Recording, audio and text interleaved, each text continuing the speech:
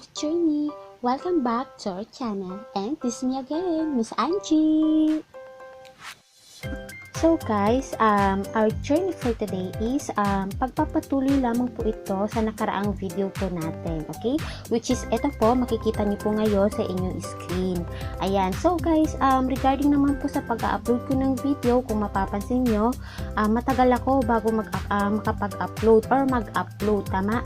Kung mapapansin niyo po, or which is mapapansin niyo po talaga na matagal ako makapag-upload ng videos. Regarding dito guys, sa issue na to is humihingi po ako ng paumanhin. Gawa po na, syempre po, marami rin po akong responsibilities. Hindi ko to basta-basta maharap. Pero don't worry guys, gagawin ko po yung makakaya ko na makahanap ng tamang schedule para po consistent na po talaga ako na makapag-upload ng videos kahit man lang po once a week, tama? So regarding dito guys, humihingi po talaga ako ng paumanhin, pero gagawin ko yung best ko na mapag-aralan nyo dito sa ating channel ang Korean language ng libre, okay? Para po hindi na po tayo kailangan pang gumasto sa mga training center regarding dito. So yun guys, hindi ko na po hahabaan ng intro ko. Simulan na po natin, kaya! Rules of Consonants, Lesson number 5, Part 3. Number 5. Letter R or letter L. When this alphabet is in the initial position, this alphabet is pronounced as letter R or letter L. Ibig mong sabihin, kapag ang alphabet na ito is nasa unahang posisyon po ng isang Korean word, it is pronounced, or ang pagbigkas po dito, either letter R or letter L. Okay po?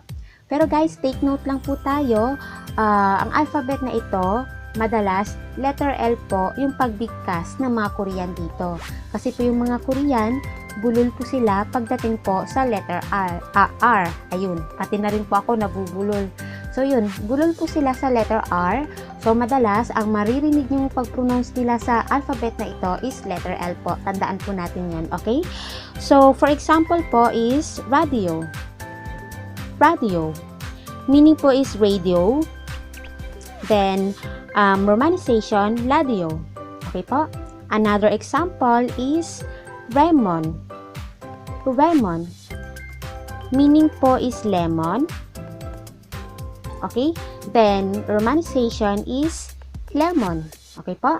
Then, for last example naman po is ramyun. Ramyun. Meaning po is ramen. Then, romanization, ramyun. Okay po? Then guys, when this alphabet naman po is in the medial position, this alphabet is pronounced as letter R.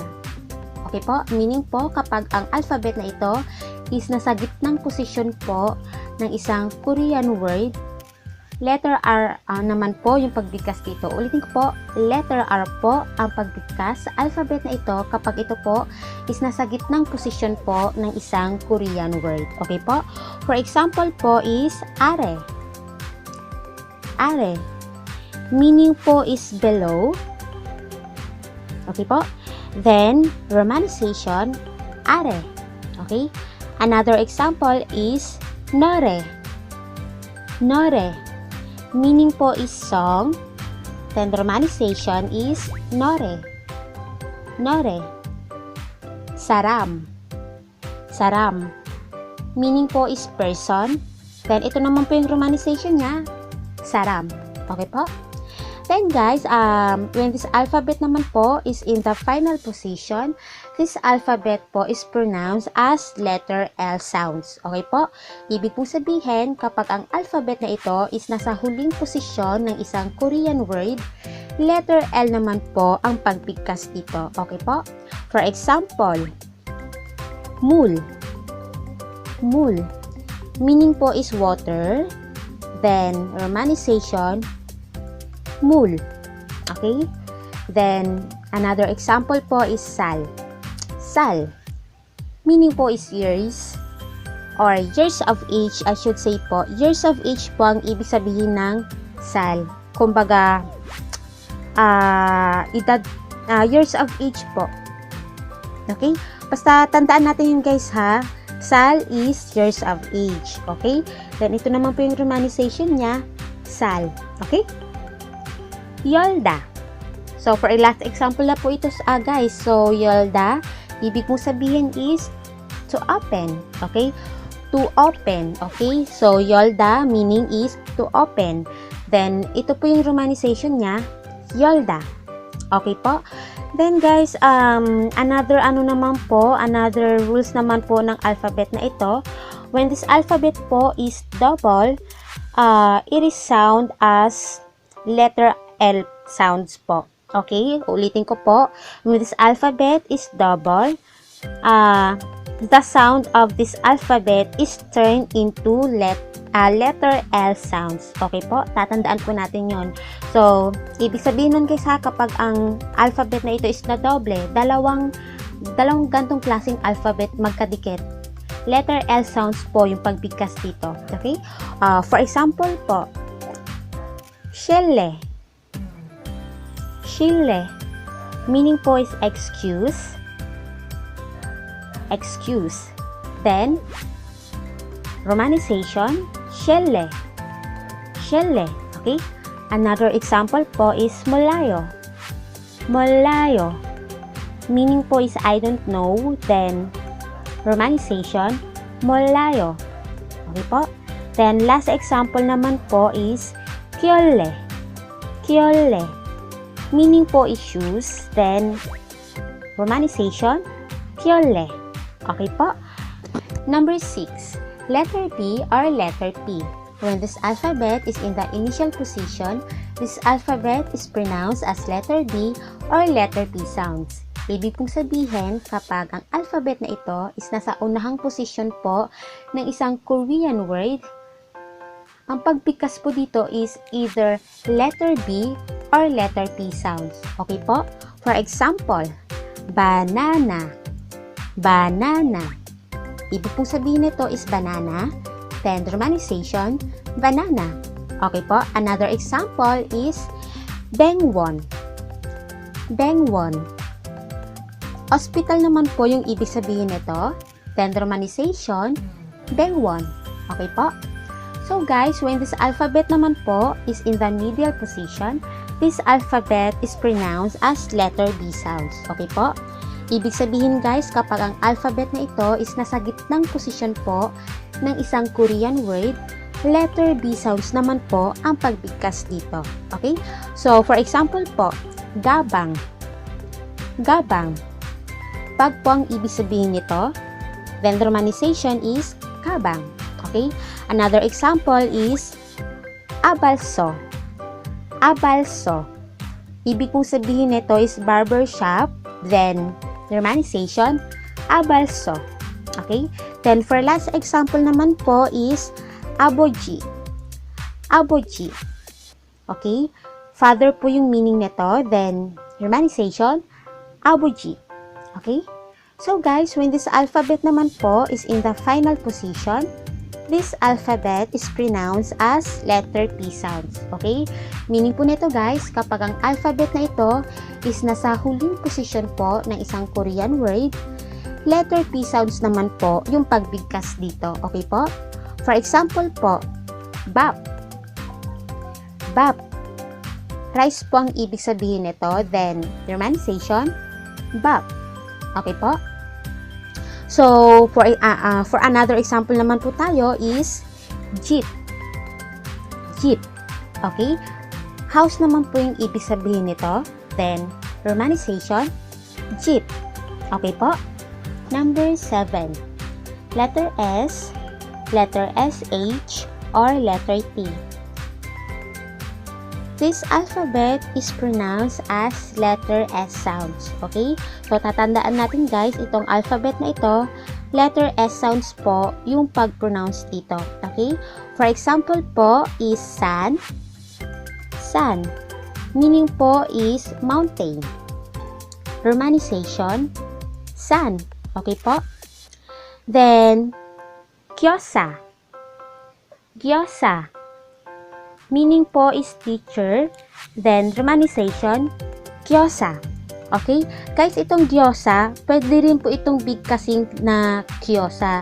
Kasi kung natatandaan nyo po yung mga nakarang video po natin, itong alphabet na to, itong letter G na to, kapag ito is nasa unhang position po ng isang Korean word, pwede itong bigkasin ng letter G or letter K sounds. So, pwede nyo po itong basahin ng gyosa or kyosa. So, parehas lang po yon. Okay po? So, for another example naman po tayo is sengson. Okay? Sengson. Meaning po is fish. Then, romanization, sengson. Okay po? Then guys, this alphabet po is sounds more intense. Okay po?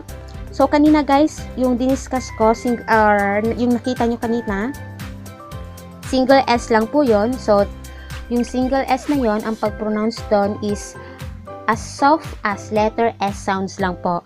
Pero kung makikita nyo itong alphabet na ito, magkasunod, kumbaga, syempre magkadikit double S. So, more intense naman po yung pagbigkas dito or bigla ang pagbigkas po sa alphabet na ito, which is double S. Okay? For example po is suda. Suda. Meaning po is to write. Romanization, suda. Okay? Another example is suregi. Suregi. Meaning po is garbage. Then romanization, surege. Suregi. Suregi. Okay? Medyo mahirap yung pagbigkas ng mga to, lalo na kung nagsisimula tayo. Kaya i-advise ko sa inyo guys, keep on writing po talaga tayo and then keep on reading. Okay? Importante po talaga yon. Kasi nga, practice makes perfect. Okay?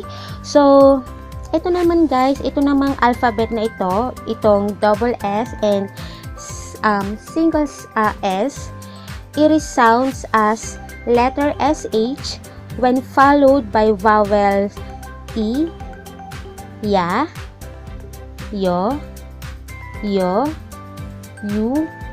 and we. Okay? Ibig kong sabihin nito guys, itong alphabet na ito which are double S and single S, kapag ito po is nasundan ng vowel na E, ya, yo, you, and we, sound SH po yung pagbigkas dito. Okay po? Tatandaan po natin yon. So, sa umpisa, mahirap talaga to, pero yun nga, kung consistent po tayong aaralin ng mga to, is makakabisa nyo rin po ito. Okay? So, for example po is she. She. She ang naging bigkas dito kasi tingnan nyo po guys, kung mapapansin nyo, letter S, then nasundan siya ng vowel na letter E. Okay? So, ang pagbasa dito is she. She. Meaning po is oklak. Then, romanization, she. Okay? Another example po is shigan. Shigan. Meaning po is hours. Romanization, shigan. Okay? Another example po is shikdang. Shikdang. Meaning naman po nito is restaurant, then romanization, shikdang. Okay po?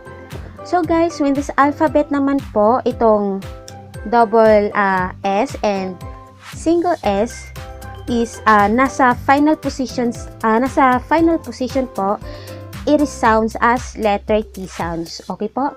Ibig sabihin guys, kapag ang alphabet na ito is nakita nyo sa huling position po ng isang Korean word, itong alphabet na to guys itong single S and double S, once na makita nyo po ito sa huling position po ng isang Korean word, letter T sounds naman po yung pagbigkas dito. Okay? Tatandaan po natin yon. Uulitin ko po, itong double S and single S, kapag nasa huling posisyon ng isang Korean word, letter T sounds po yung pagbigkas dito. Okay po?